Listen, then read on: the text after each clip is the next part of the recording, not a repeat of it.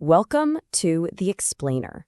Today, we're diving into how different generations shop, and we're using the really unique market of Portugal as our guide to figure it all out. So let's get right into it. Have you ever just stopped and wondered why your shopping habits are, worlds apart from your parents? Or why your kids seem to be living in a totally different retail universe? Well, you're not alone. This generational gap is a huge puzzle that pretty much every business is trying to solve right now. And to help solve that puzzle, we're zeroing in on Portugal. It's such a fascinating case study because you've got this national obsession with hunting for a good deal, right? But that's combined with a really deep-seated economic pessimism. And that mix, well, it shapes how everybody from teenagers all the way to retirees spends their money. Okay, so let's unpack this market. We're going to look at four very distinct generations to really understand how their life experiences have shaped the way they think, the way they act, and, of course, the way they spend. So here they are, the baby boomers, Gen X, millennials, and Gen Z.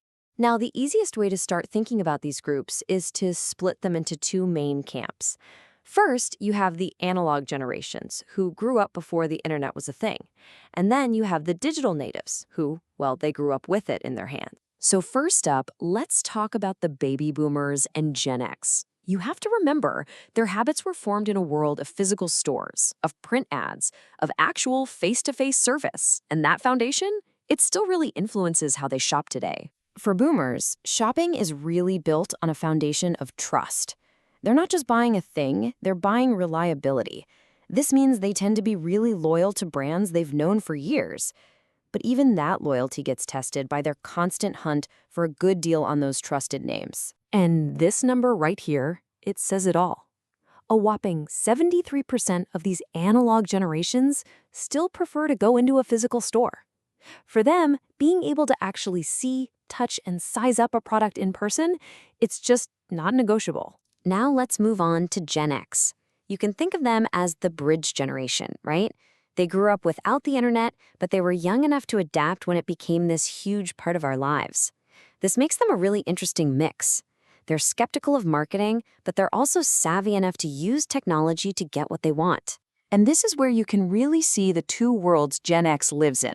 They're still influenced by old-school media for sure, but they were also the first generation to really embrace online search. A full 58% of them are using search engines to research products and, this is crucial in the Portuguese market, to hunt down the absolute best price before they even think about buying. Okay, so now let's make the jump. Let's talk about the generations who have never known a world without the internet, the true digital natives, millennials and Gen Z.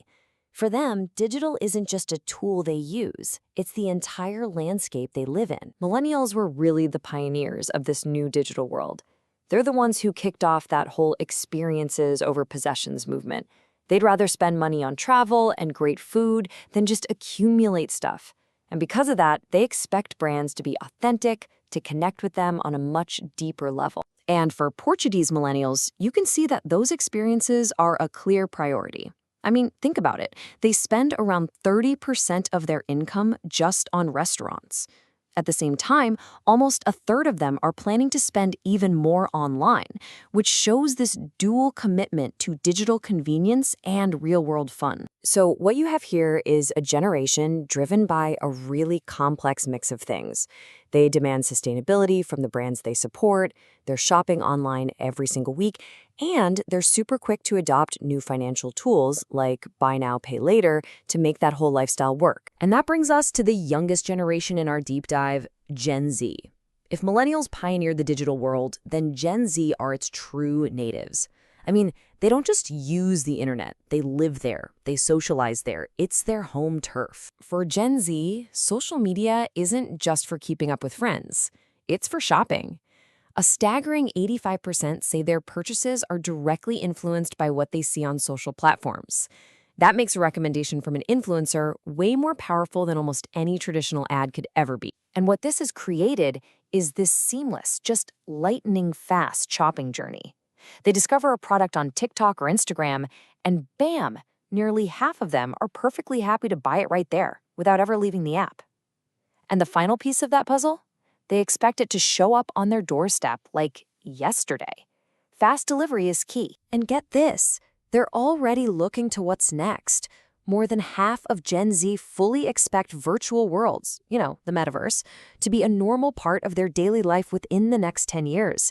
For them, shopping in a virtual space isn't sci-fi, it's just the near future. Okay, so we've met the generations, we've seen this massive shift from analog to digital, so what does it all mean when we put it back together in the unique context of the Portuguese market? This table really puts it all into perspective.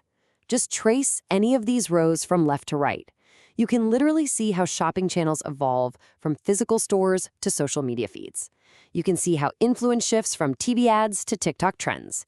And you can see how what people expect from a brand moves from just good service to a real demand for purpose and direct communication. So when you look at the Portuguese market, it really boils down to this: that hunt for a good deal, though viciados en promoções.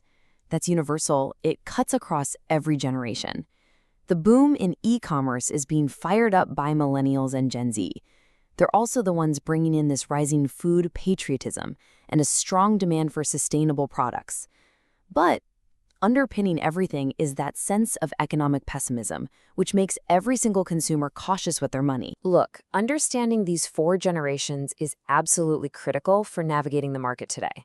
But as always, the world keeps spinning, and a new group is already quietly starting to make its presence felt. And that leaves us with one final and, I think, pretty provocative thought.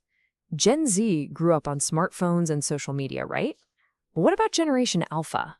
We're talking about kids born after 2010. They're growing up with AI, with augmented reality, with fully immersive digital worlds as their normal, everyday baseline. So what on earth are they going to expect from the brands of tomorrow? And that's where we'll leave it for today. Thank you for watching.